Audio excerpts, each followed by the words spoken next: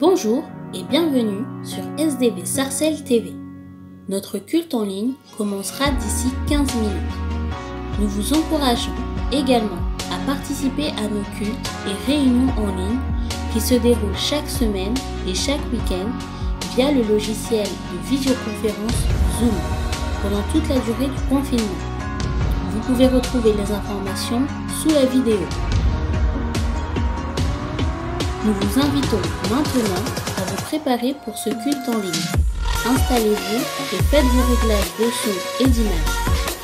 Profitez du live chat pour saluer les autres membres connectés et pour partager votre louange et vos prières en l'honneur de notre Dieu. Méditons quelques versets.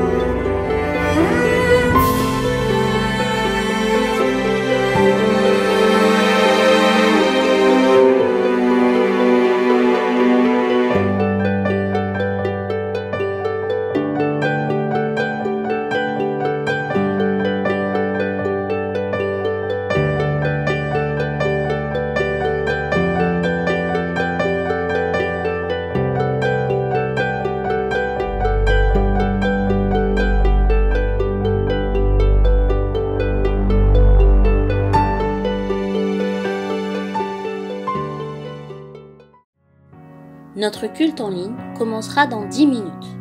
Préparons nos cœurs pour lui donner toute la gloire. Unissons-nous dans la prière et dans l'échange fraternel grâce au live chat. Nous avons hâte de vivre ensemble des moments précieux dans la présence de notre Dieu.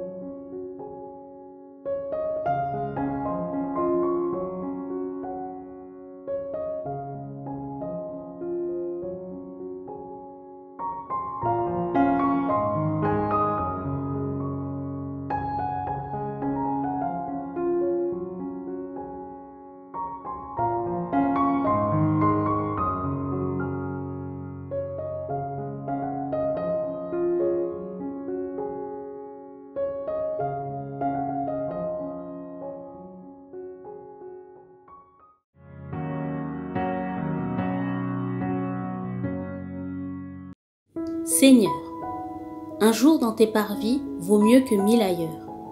Nous sommes heureux de nous retrouver ensemble dans ta présence.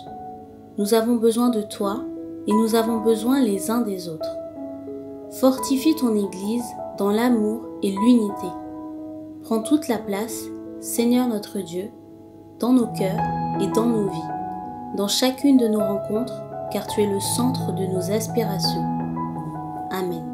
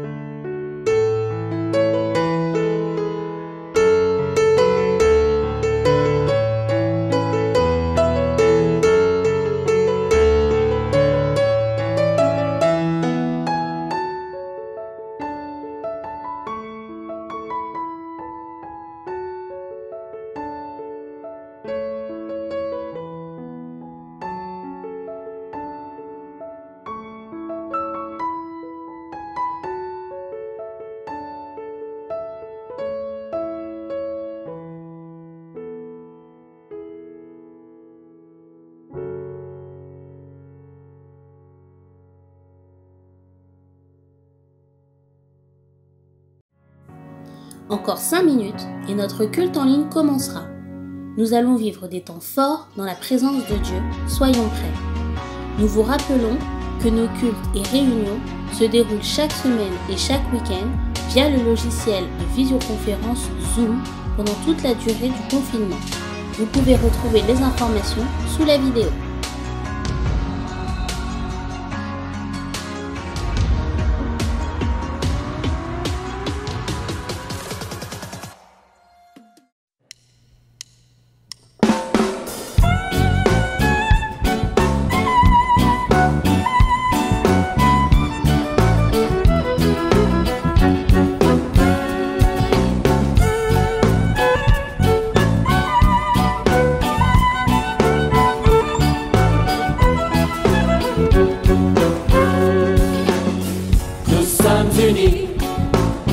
Dans la famille, car Dieu nous lie à toujours par une chaîne d'amour. Concitoyens, nous sommes les siens, car Dieu nous lie à toujours par une chaîne d'amour. Nous sommes unis dans la famille, car Dieu nous lie à toujours par une chaîne d'amour. Concitoyens, nous sommes les siens, car Dieu nous lie à toujours par une chaîne d'amour. Et chacun des maillons dans l'épreuve tiendra bon, lié à toujours par une chaîne d'amour.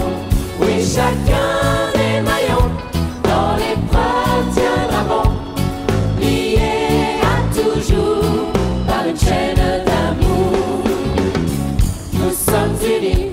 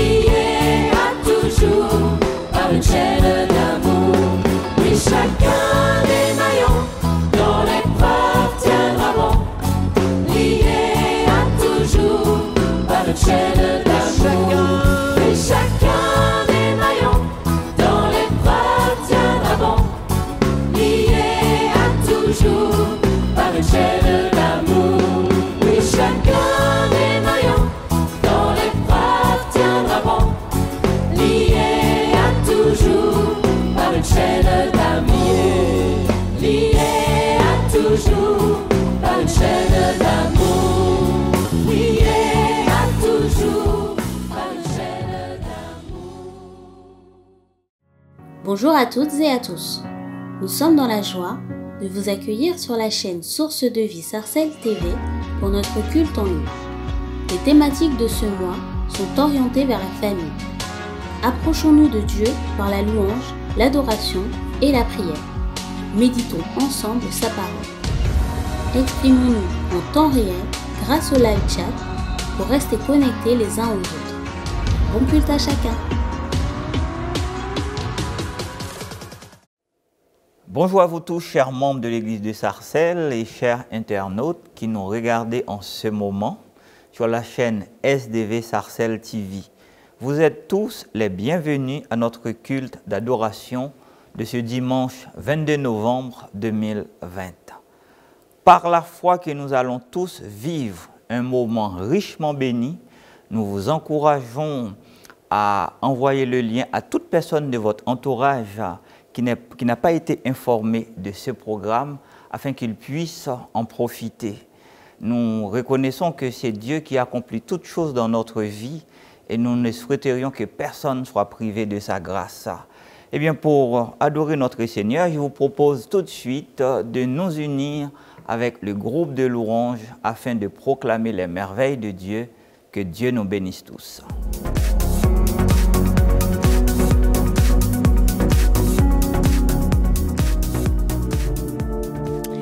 Bonjour à tous, que Dieu vous bénisse. Ce matin, je suis dans la joie de pouvoir adorer et célébrer le Seigneur avec vous. Vraiment, réalisons la victoire du Seigneur à la croix. Réalise que cette victoire, elle est aussi pour toi et que tu es plus que vainqueur dans tes combats. Que Dieu te bénisse.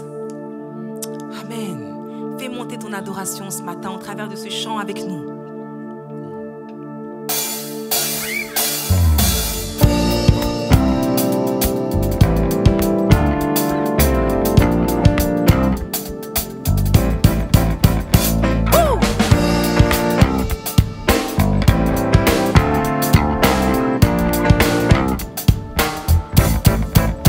Faisons monter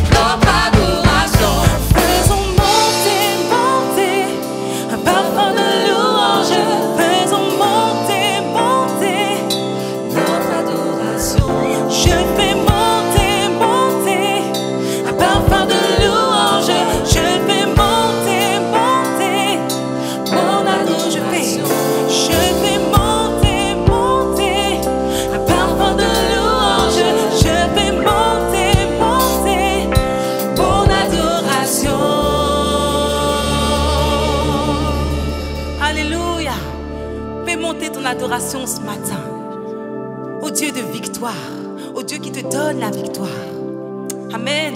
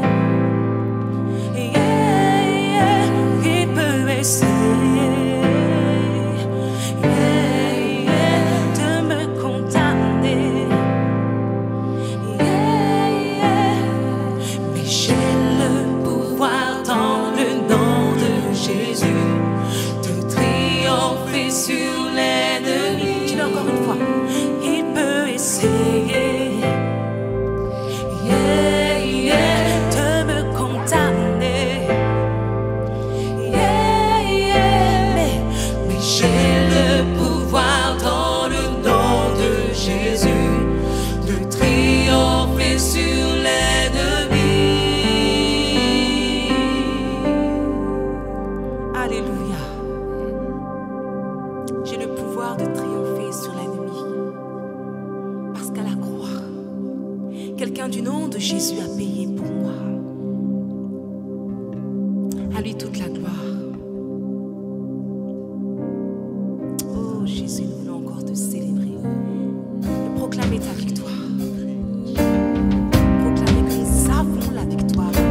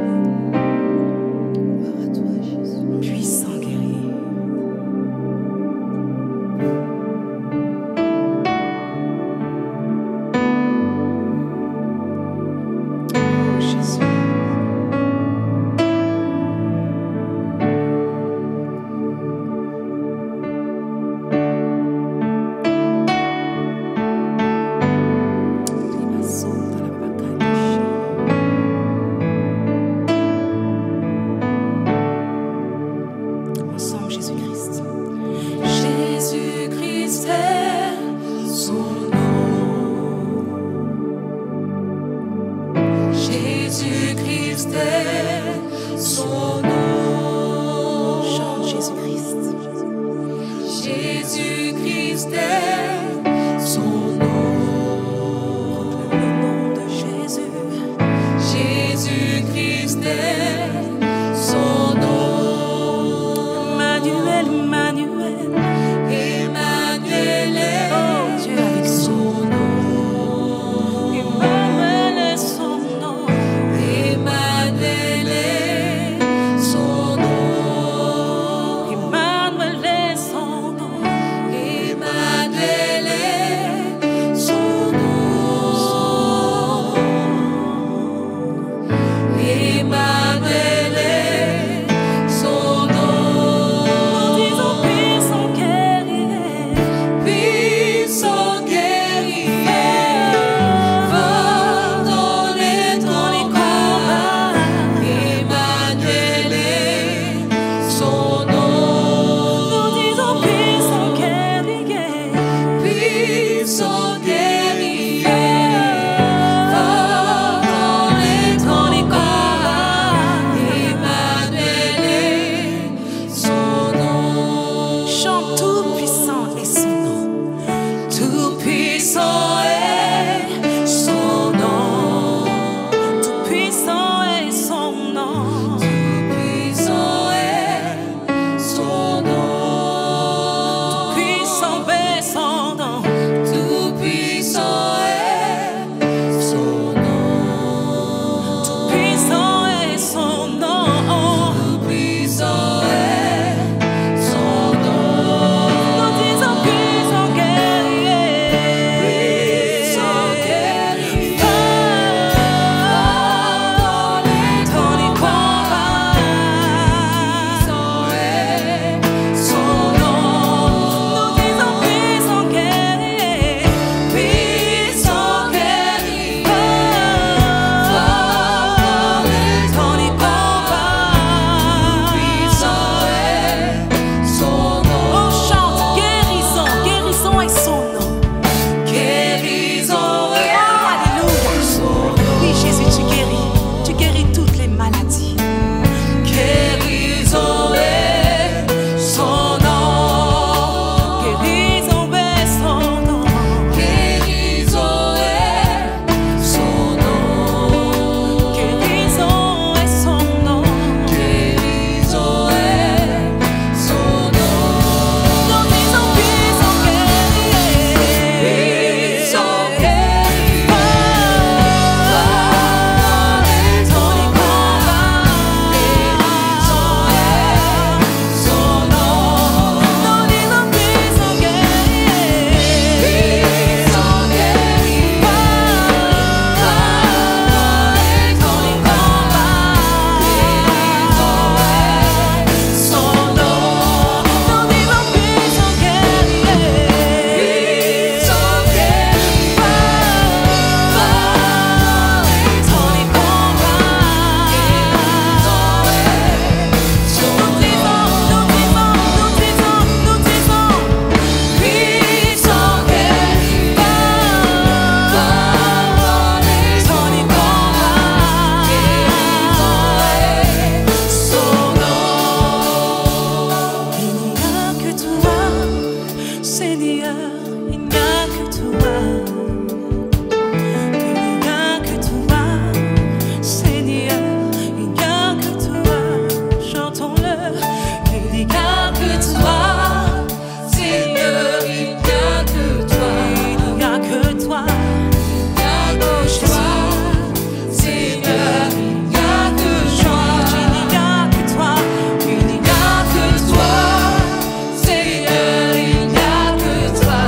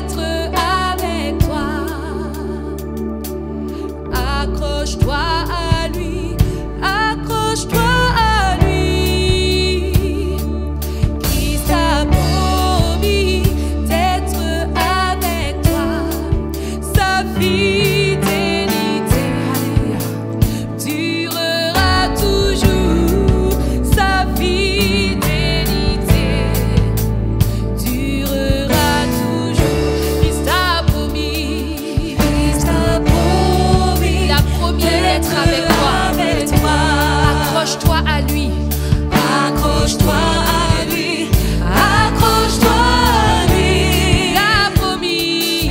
Il a promis d'être avec toi. Sa fidélité. Sa fidélité Elle durera. durera toujours. Sa fidélité.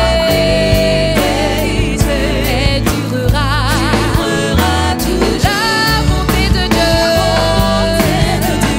Durera. Durera toujours. La bonté de Dieu. Elle durera. Durera toujours. La bonté de Dieu. Elle durera. Durera toujours. La bonté de Dieu. Elle durera. La bonté de Dieu. Elle durera. La bonté de Dieu. Elle durera. Christ a promis d'être avec moi. Christ a promis d'être avec moi. Alors je veux m'accrocher à lui. Je m'accroche à lui. Cœur. Je Je veux m'accrocher à Jésus-Christ. Christ a promis d'être avec moi. Sa fidélité.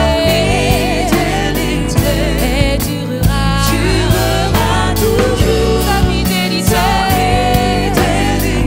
Elle durera. Durera toujours. Sa fidélité.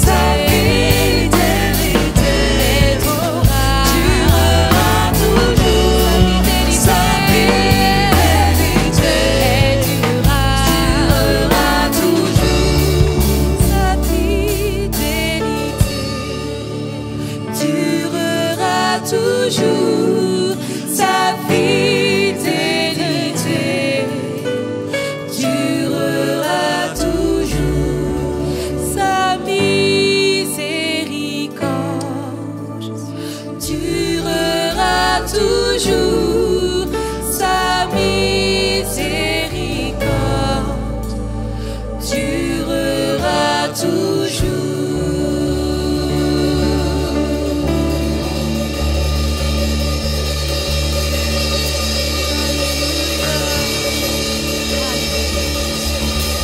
T'acclamons, Seigneur. T'acclamons, Jésus. T'acclamons, Seigneur. Merci, Jésus. Merci, Jésus. Oh, merci. Reçois nos acclamations ce matin. Reçois nos acclamations ce matin. Reçois nos acclamations ce matin. Tu es Dieu, Jésus. Alléluia. Tu es le best. Alléluia. Alléluia. Alléluia. Toi toute la gloire.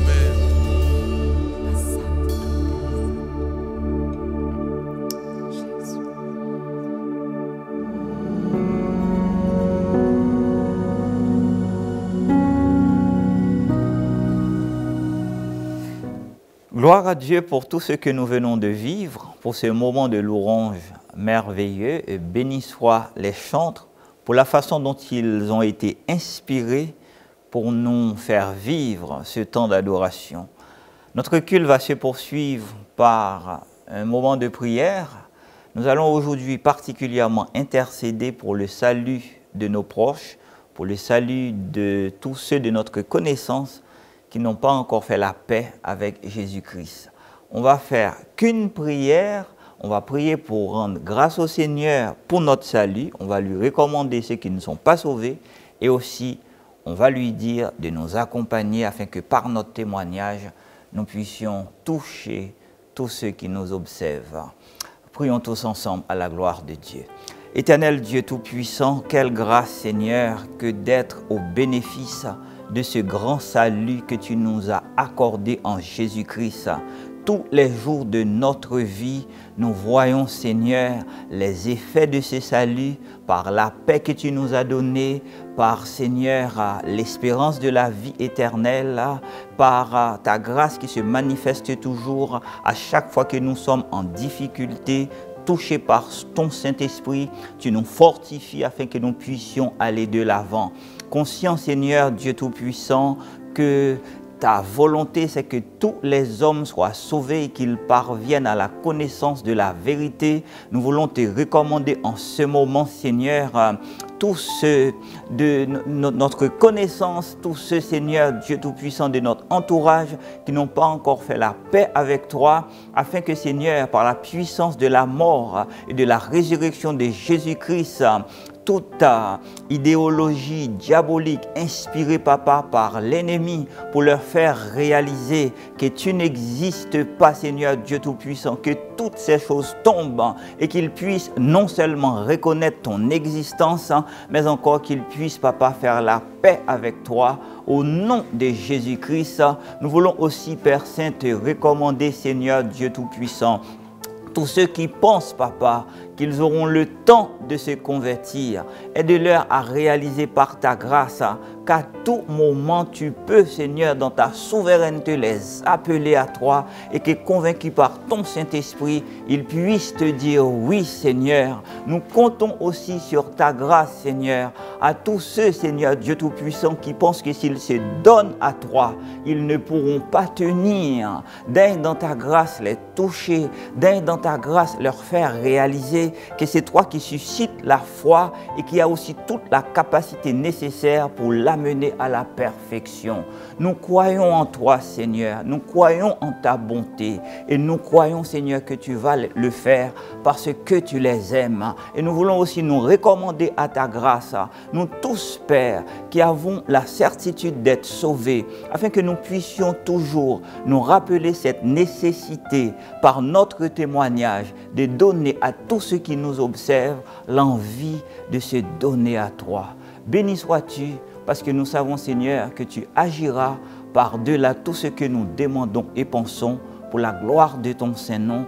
Au nom de Jésus-Christ, nous avons ainsi prié. Amen. Amen. Que Dieu soit loué.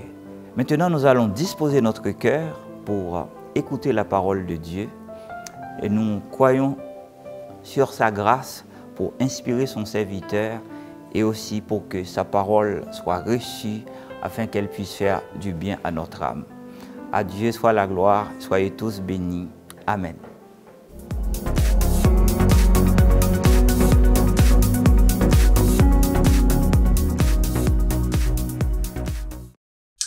Bonjour. Oui, nous allons ouvrir la parole de Dieu.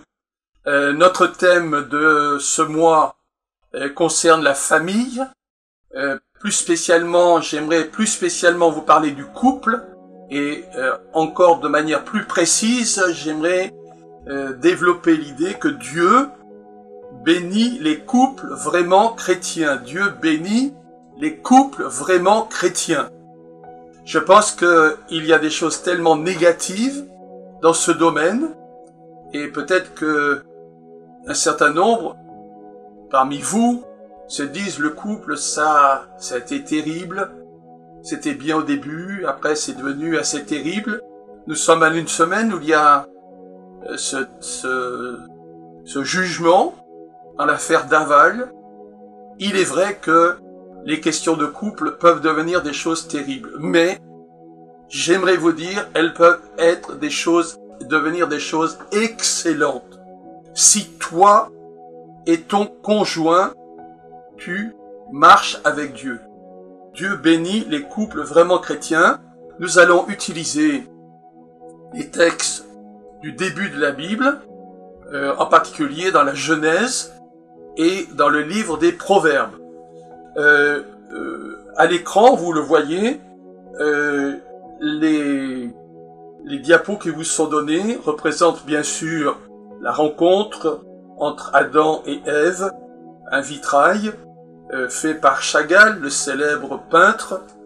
J'ai eu à cœur pour illustrer combien un couple, ça peut être quelque chose de beau, de mettre quelques images concernant des couples, que ce soit de personnes noires ou de personnes blanches, qui semblent en bonne communion, en bonne relation l'un avec l'autre.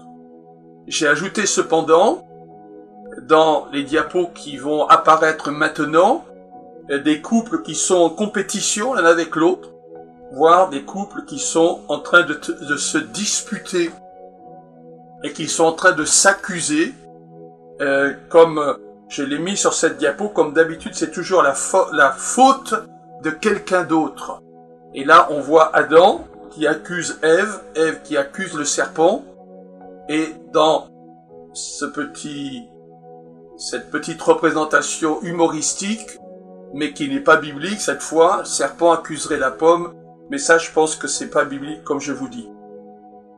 Un premier point, ensemble, dans Genèse 1, 27, Genèse 2, 18, Genèse 2, 24, j'aimerais trouver les idées suivantes, très importantes pour bien comprendre le message chrétien. Il y a égalité entre l'homme et la femme. Égalité en dignité, en importance, et l'homme et la femme sont appelés à s'attacher l'un à l'autre, Mais entrons dans le détail. Et là, je vais lire le texte biblique de Genèse 1, 26, qui dit que nous fassions l'être humain à notre image, une image vraiment ressemblante. Dieu créa, c'est le célèbre mot bara, il n'est employé que pour Dieu dans la Bible. Les êtres humains ne peuvent pas créer dans ce sens-là. Dieu créa l'être humain à Adam, l'humain, à son image, à l'image de Dieu. Il le créa, l'être humain, donc, il le créa, mâle et femelle, il les créa. Donc il y a l'idée d'un mâle et femelle, un homme et une femme, mais qui sont créés de la même manière, avec la même nature, en sorte qu'ils sont l'un et l'autre image de Dieu, et on pourrait presque dire une image un peu complémentaire. Je parlerai tout à l'heure du parallèle avec la Trinité, où il y a une particularité du Père, une particularité du Fils, mais, nous dit la théologie chrétienne orthodoxe, il y a une pure égalité. Et donc, cet humain, en tant que nom commun au singulier, désigne, c'est clair, le mâle et la femelle, désigne l'homme et la femme. C'est ce qui faisait dire à un rabbin, je vous dis pas que c'est un commentaire biblique très précis, qu'un homme est vraiment un homme quand il est marié. C'est pas ce que la Bible dit, mais ça illustre un peu les particularités assez techniques de ce verset. J'avance. Il faut donc exclure tout sentiment de supériorité ou d'infériorité. Il n'y a pas un sexe meilleur que l'autre. Le théologien évangélique Grudem, bien connu, dit, je le cite, « Contrairement à de nombreuses religions et cultures non chrétiennes, aucun homme ne devrait se sentir supérieur parce qu'il est un homme, et aucune femme ne devrait se sentir inférieure parce qu'elle est une femme. » Et ça, nous sommes dans un monde où cette vérité ne va pas forcément de soi. Par exemple, un homme en Bulgarie qui avait une épouse non convertie, mais qui s'est convertie ensuite, et il se souvenait du temps passé, quand elle n'était pas chrétienne, et il dit, je battais ma femme, tout se passait bien. Tout se passait bien. Voilà, mais non, tout se passe pas bien, c'est pas comme ça que Dieu veut les choses. Au 1er siècle, Paul parle des rôles différents du mari et de la femme, et je l'évoquais à l'instant, en comparant le rôle de l'homme et de la femme à celui des personnes de la Trinité. 1 Corinthiens chapitre 11 verset 3, Christ est le chef de tout homme, l'homme est le chef de la femme, le chef de Christ c'est Dieu. Donc on est passé du couple humain à la Trinité. Et j'insiste donc sur le fait que le lien qui est fait avec la Trinité, en 1 Corinthiens 11, 3, indique qu'il y a des personnes distinctes, mais égales en importance. Et dans la Trinité, ces personnes sont unies par un amour extraordinaire, et donc par des relations magnifiques. On a donc dans la Trinité une image magnifique de ce que doit être le couple. Et un couple avec, je le répète, une égalité entre l'homme et la femme. Ça ne va pas de soi. Et il y a sur notre planète des gens qui ne pensent pas comme cela. En Chine, par exemple, vous savez qu'ils n'ont droit, en principe, qu'à un enfant. Si c'est une fille, alors il arrive qu'on la laisse mourir parce qu'on pense que le garçon est supérieur. Ou dans un livre pourtant présenté comme un écrit sacré, on peut lire « Les hommes sont supérieurs aux femmes à cause des qualités par lesquelles Dieu a élevé ceux-là au-dessus de celles-ci. » Et plus loin, il est dit « Vous les reléguerez dans des lits à part, vous les battrez. Mais aussitôt qu'elles vous obéissent, ne leur cherchez pas querelle. » La saine doctrine biblique n'enseigne donc pas, nous allons insister sur cette vérité, n'enseigne pas deux catégories d'humanité. Il y a une catégorie d'êtres humains, une seule, qui se manifeste dans le féminin et dans le masculin. Genèse chapitre 2 verset 18, je lui ferai une aide qui sera son vis-à-vis. Dans ce texte, il nous est dit qu'il n'est pas bon que l'homme masculin, donc Adam, l'homme, soit seul. Nous ne sommes pas faits pour vivre seuls. Nous sommes à l'image de Dieu, et Dieu, comme je viens de le dire, est un Dieu dont la définition même est l'amour, et donc il y a une relation magnifique entre le Père, le Fils et le Saint-Esprit. De la même manière, nous ne sommes pas faits pour vivre seuls, nous sommes faits pour vivre en relation avec d'autres personnes, particulièrement dans le couple. Un spécialiste des questions conjugales dit que la femme est l'allié naturel de l'homme, l'allié naturel de l'homme. On a besoin d'un vis-à-vis semblable et ressemblant. Donc, je lui ferai une aide qui sera son vis-à-vis, qui sera en face de lui et qui lui sera semblable, mais pourtant avec des différences. Dieu ne crée pas un homme pour un homme, ne crée pas du masculin pour du masculin, mais il crée du féminin pour le masculin. Vous allez peut-être me dire, mais une aide qui soit son vis-à-vis, ça suppose une certaine infériorité. Oubliez cette idée. Parce que Dieu lui-même est souvent appelé l'aide, le secours. On a même le nom d'un personnage qui s'appelle Eliezer.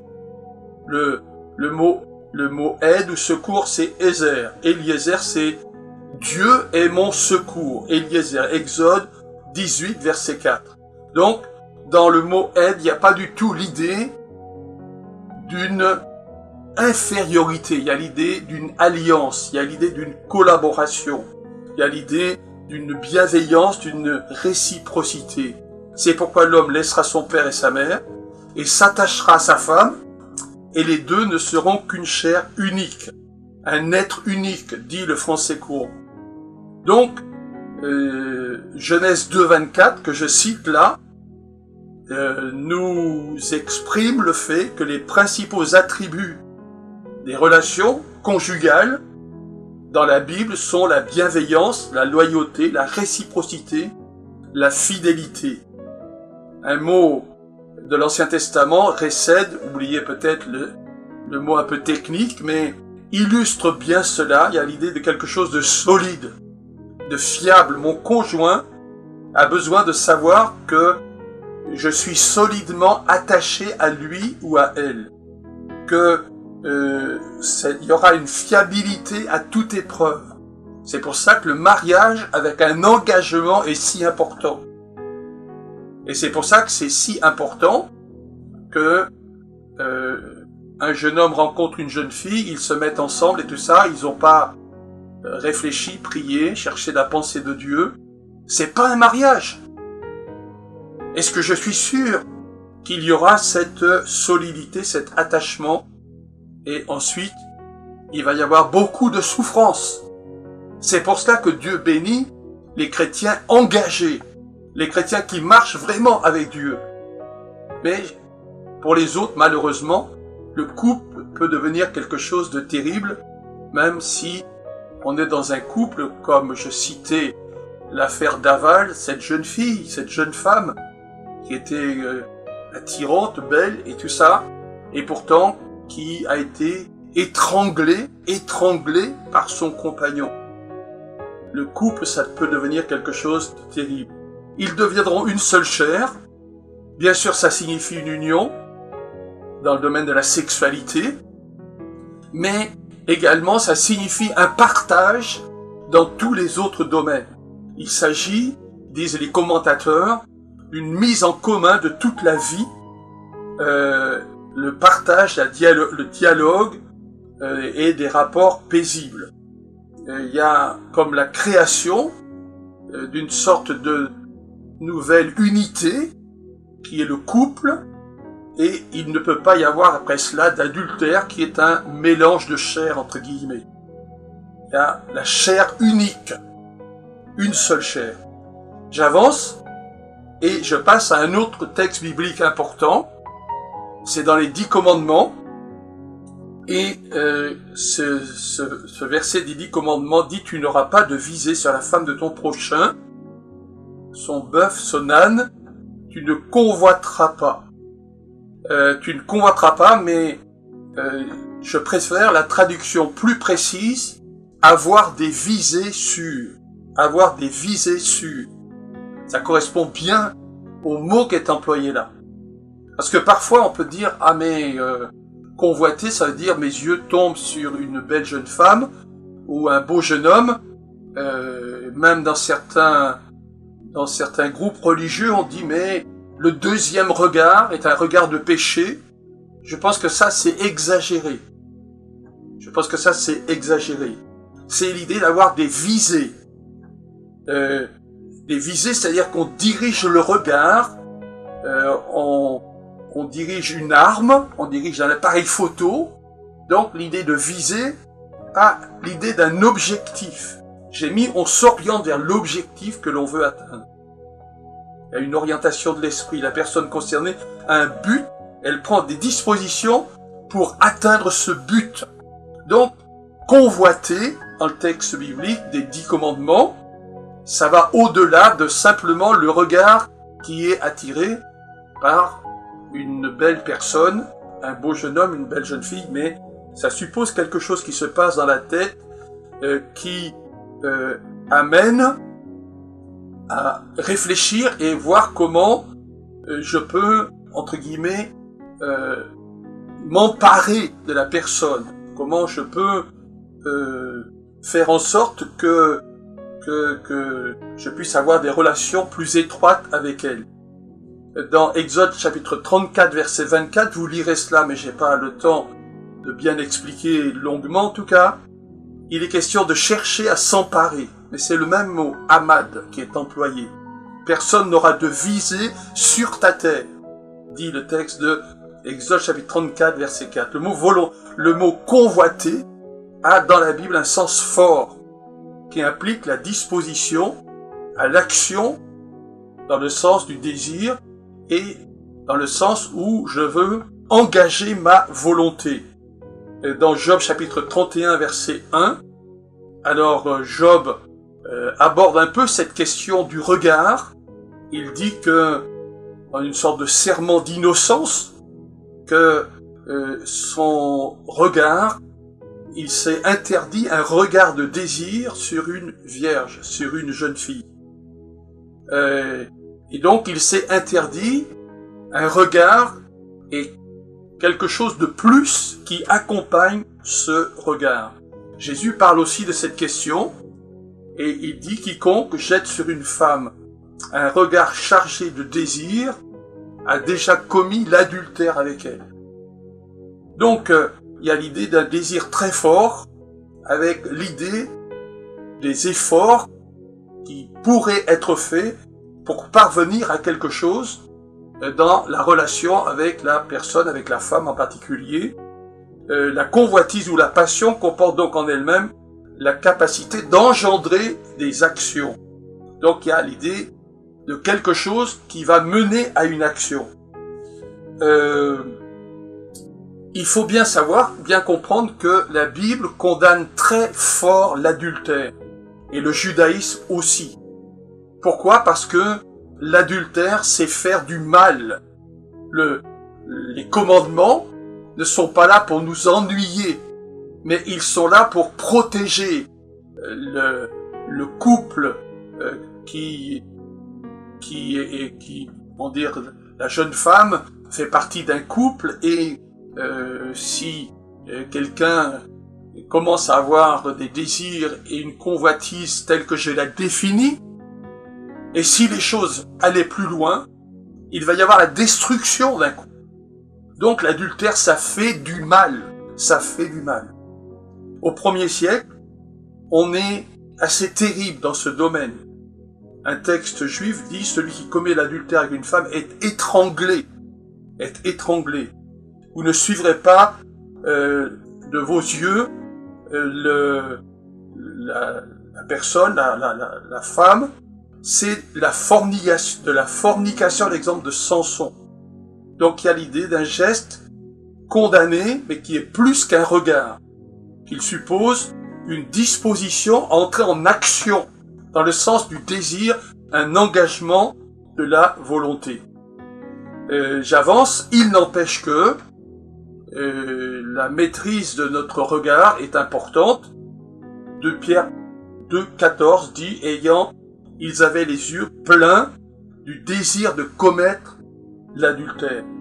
Les yeux pleins du désir de commettre l'adultère. La convoitise des yeux vient du monde 1 Jean 2, verset 16. Ils ont les yeux pleins d'adultère, c'est un péché.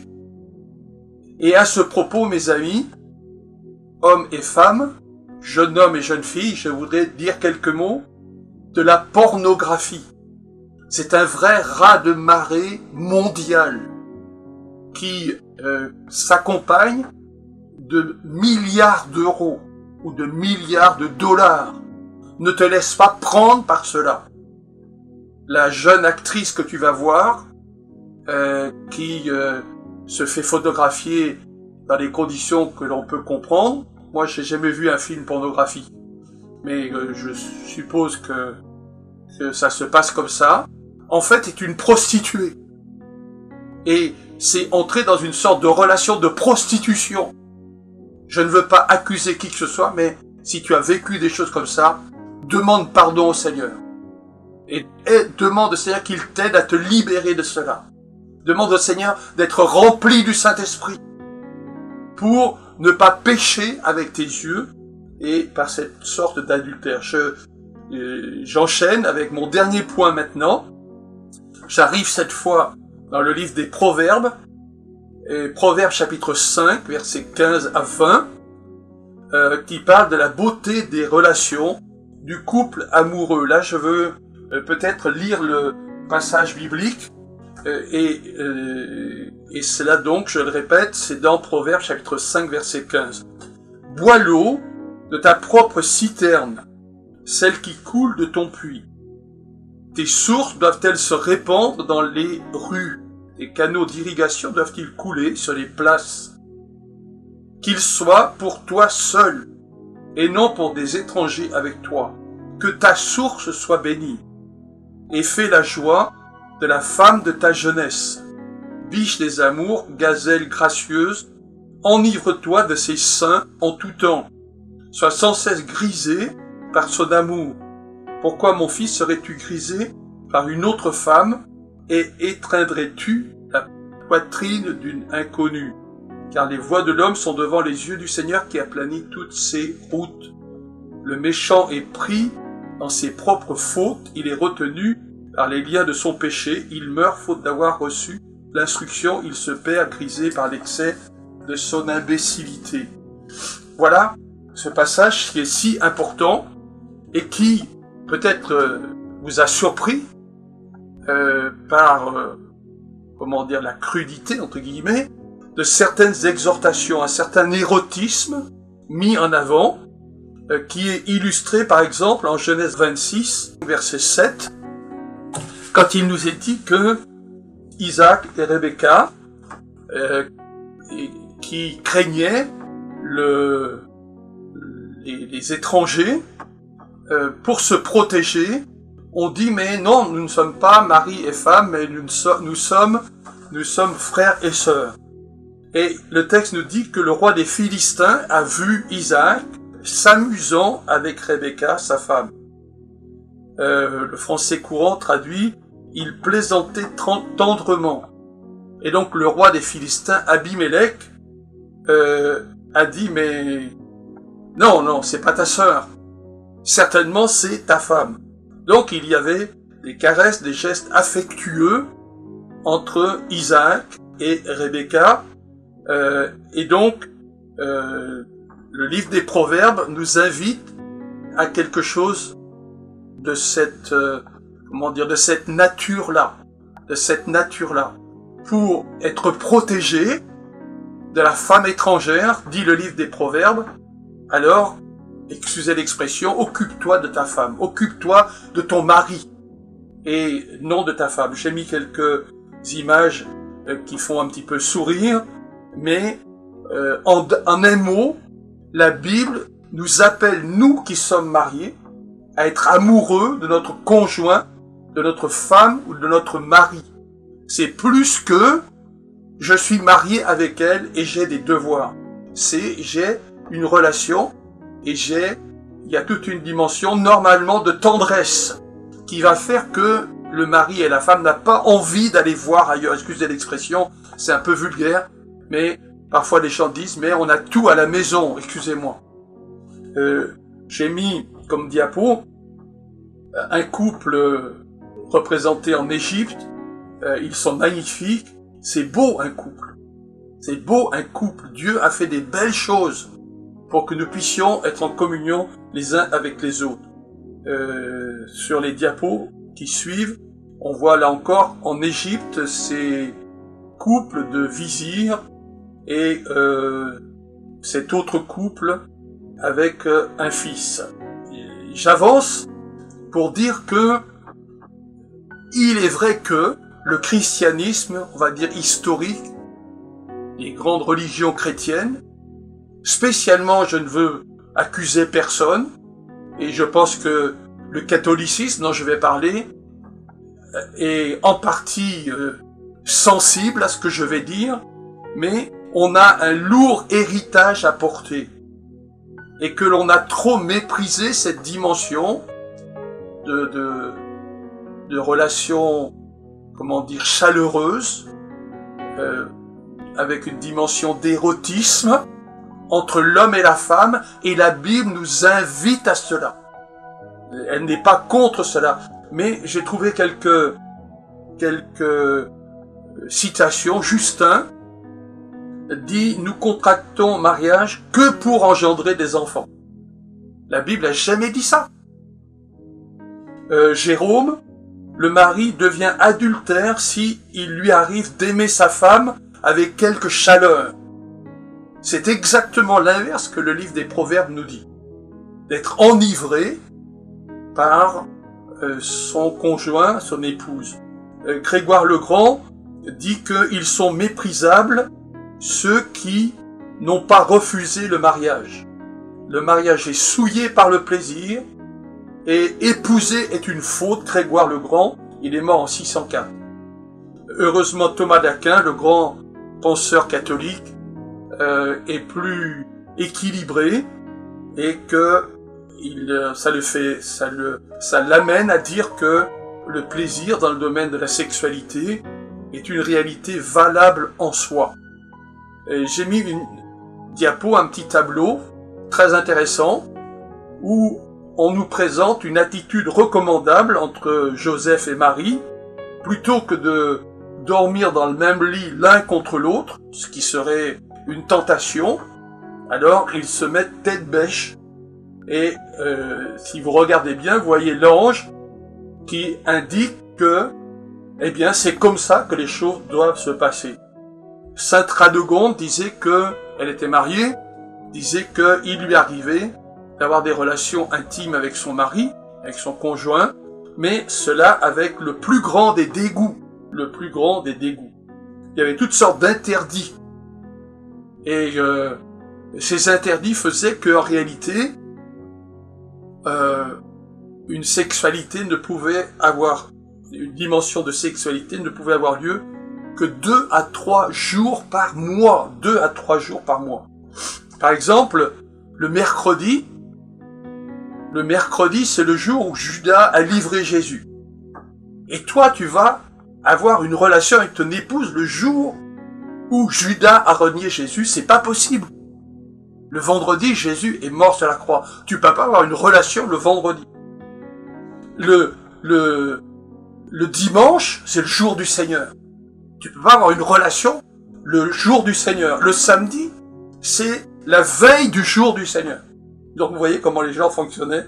Ça nous fait un tout petit peu sourire, mais il y avait toute une sorte de mépris. Et parfois dans nos têtes, nous de chrétiens évangéliques, alors c'est pas encore très clair, mais le livre des Proverbes est très net, très clair, que ce domaine est un domaine important et saint. Que ta source soit pour toi seul et non pour des étrangers.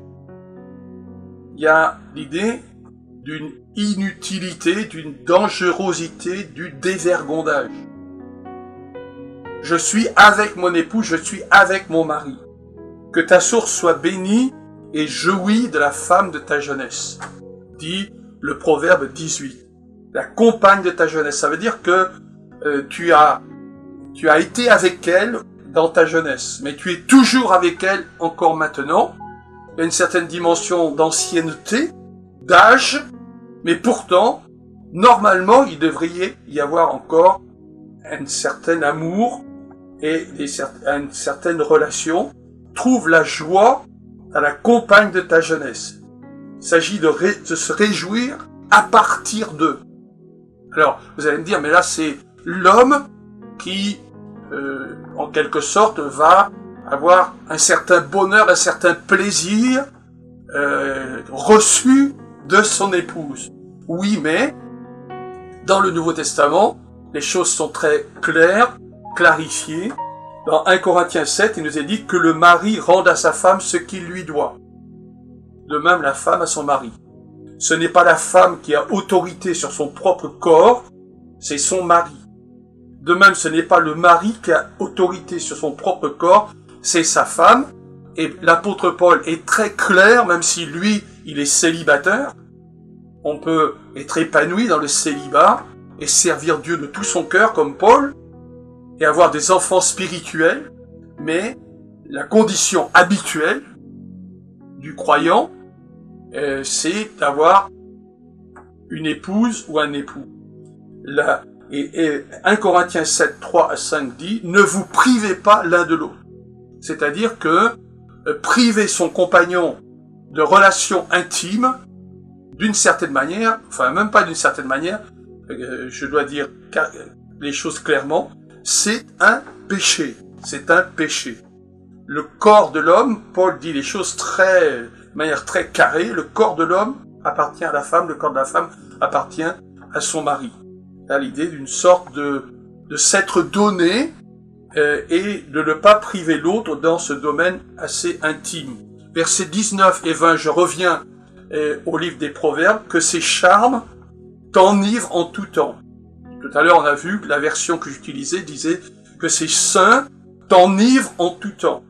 Dans son amour, que tu sois égaré et constamment enivré.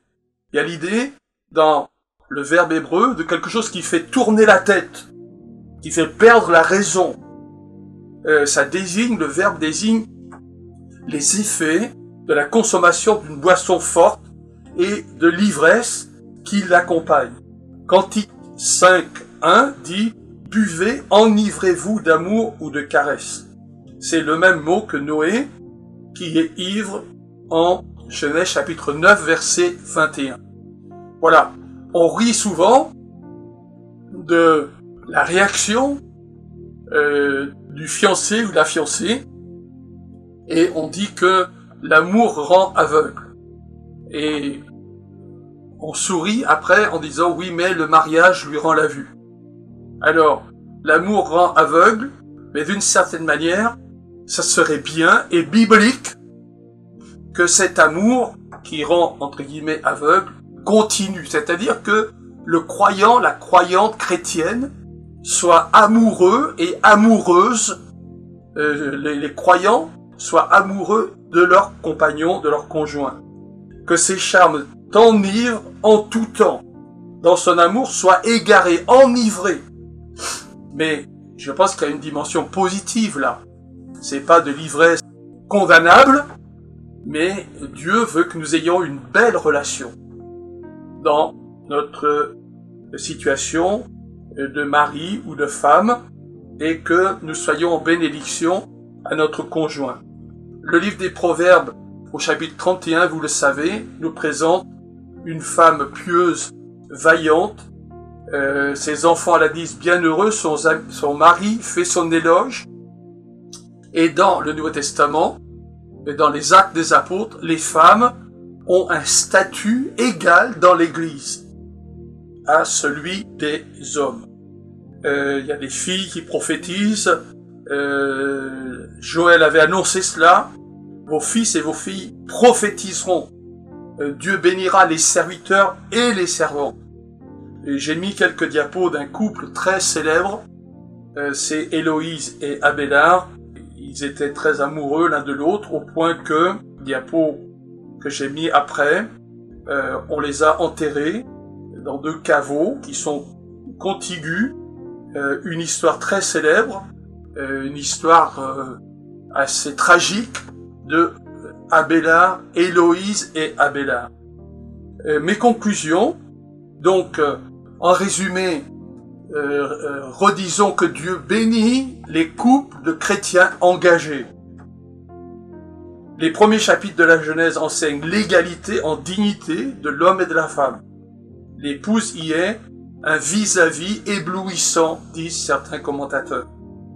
Les conjoints sont appelés à s'attacher l'un à l'autre dans la bienveillance et la fidélité. Ils mettent tout en commun. Deuxième conclusion, avec mon deuxième point, les 10 commandements nous appellent à ne pas convoiter et à ne pas convoiter la femme de notre prochain. Les termes utilisés suggèrent un sens fort. Il s'agit d'avoir des visées préparant à une mauvaise action d'adultère. La pornographie est un péché. Et dans le livre des Proverbes et le reste de la Bible, la vie conjugale est un chemin de sagesse et de plaisir. La Bible recommande de demeurer amoureux, même pour des personnes d'un certain âge, et elle compare cet amour à une certaine ivresse qui va être une chose très positive. Alors, les médecins ou les psychologues vont dire que y a des réactions dans notre corps, des hormones, des choses comme ça, mais la Bible en parle sous forme d'ivresse. Voilà ce que je voulais vous dire, que chacun d'entre nous puisse vivre de ces manières-là, et alors ce sera une très grande source de bénédiction dans un domaine qui peut être le meilleur ou qui peut être le pire. Que Dieu vous bénisse. Je vais prier. Seigneur, tu sais combien la vie dans le couple est une vie qui dépend de l'engagement, de la relation spirituelle que l'homme, la femme peuvent avoir avec toi. Je te prie, Seigneur, pour que tu bénisses tous ceux qui vont écouter ce message, qu'ils puissent faire un pas de plus vers toi et qu'il y ait cette grande bénédiction dont ta parole parle pour les couples qui sont engagés, pleinement engagés, dans la foi chrétienne et qui vont vivre cette relation à l'image de la Trinité, Père, Fils et Saint-Esprit, du Dieu qui est réellement le Dieu d'amour. Sois béni, Seigneur. Amen.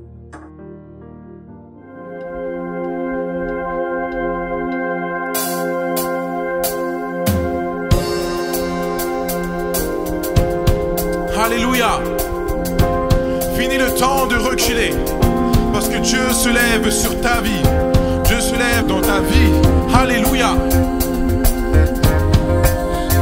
Oh, fini le temps de reculer sous les assauts de l'adversaire.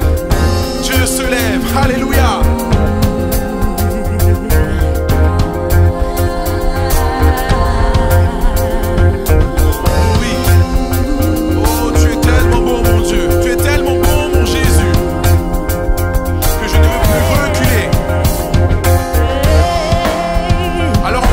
Ensemble, fini le temps de reculer.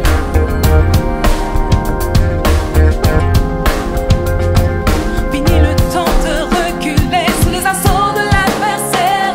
Alléluia. Le temps de fuir et de trembler, de faire pas tarder. Déclare-le encore, fini. Fini le temps de reculer sous les assauts de l'adversaire. Le temps de fuir. Le temps de fuir et de trembler, de faire pas tarder. Déclare-le encore, fini le temps. Fini le temps de reculer sous les assauts de l'adversaire. Le temps de fuir et de trembler. Le temps de fuir et de trembler, de faire pas tarder.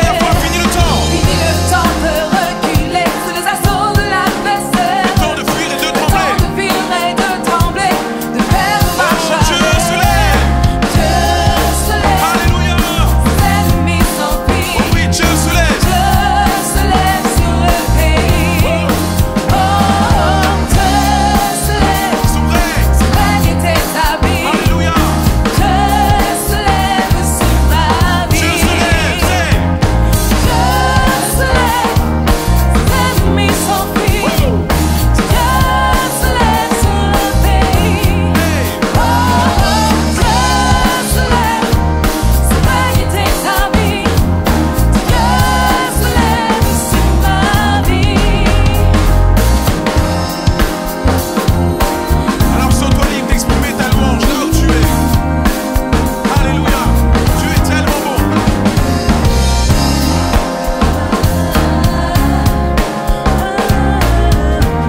On va encore déclarer. Fini le temps de reculer. Fini le temps de reculer sous les assauts de l'adversaire. Le temps de fuir. Le temps de fuir et de trembler, de faire marche Déclare cette arrière. vérité. Fini le temps. Fini le temps de reculer sous les assauts de l'adversaire. Alléluia. Le temps de fuir et de trembler, de faire marche Dernière fois, arrière. fini. Fini le temps de reculer sous les assauts de l'adversaire. Le temps de fuir. Le temps de fuir et de trembler, de faire marche Dieu se arrière. lève. Dieu se lève, ses ennemis s'enfuient. Alléluia. Dieu se lève sur le pays. Oh, Dieu se lève, son règne est établi. Dieu se lève sur ma Déclare une dernière vie. fois. Dieu se lève. Dieu se lève, ses ennemis s'enfuient. Dieu se lève sur le pays. Oh, Dieu se lève, son règne est établi. Dieu se lève sur ma vie.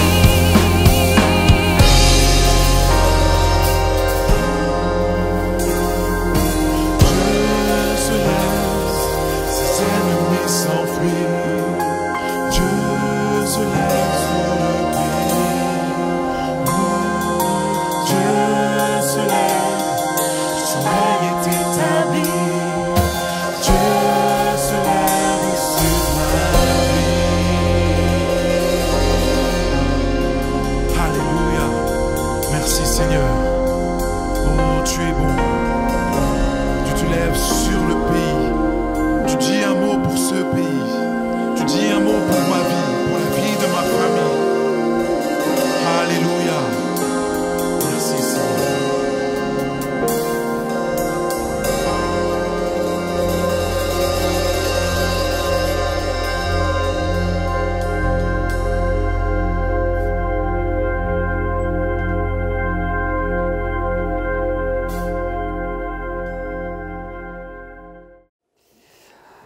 Nous bénissons le Seigneur pour ce message que nous venons d'entendre et nous prions afin que par sa grâce, tous ces précieux conseils qui ont été donnés nous soient vraiment bénéfiques tout au long de notre vie. Que Dieu bénisse son serviteur et nous en profitons également pour remercier le groupe de louanges, que Dieu les bénisse également pour la façon dont ils nous ont conduits en ce jour. Nous allons prendre congé de vous pour aujourd'hui, mais juste avant, nous vous encourageons à vous abonner à notre chaîne SDV Sarcelles TV si ce n'est pas encore fait et également à nous donner votre appréciation en cliquant sur le pouce levé. Nous vous encourageons aussi à partager la vidéo avec d'autres personnes afin qu'elles puissent profiter de l'enseignement qui a été donné. Juste avant de nous quitter, je vous propose de suivre les annonces et je vous dis à très bientôt par la grâce de Dieu. C'est ainsi que notre culte en ligne se termine. Nous sommes très heureux de vous compter parmi nos participants. Nous vous encourageons également à participer à nos cultes et réunions en ligne qui se déroulent chaque semaine et chaque week-end via le logiciel de visioconférence Zoom pendant toute la durée du confinement. Vous pouvez retrouver les informations sous les vidéos. Vous pouvez continuer de soutenir l'œuvre financièrement de plusieurs façons, par virement bancaire, par chèque ou par carte bancaire et prélèvement avec la plateforme DonorBox qui est sécurisée et facile d'utilisation. Merci d'avance pour votre aide et votre générosité et merci à tous ceux qui ont déjà fait des dons par ces différents types de paiements. Retrouvez toutes les informations pour l'inscription aux réunions et pour les paiements dans la description sous la vidéo. N'hésitez pas à liker et à partager la vidéo autour de vous, de vous abonner à la chaîne et à laisser des commentaires sous la vidéo. Que Dieu vous garde sous ses ailes. Nous nous retrouvons la semaine prochaine dès 9h45 pour notre culte en ligne. Nous prendrons la Sainte Seine. Pensez donc à préparer les éléments. Nous poursuivons la thématique mensuelle sur la famille.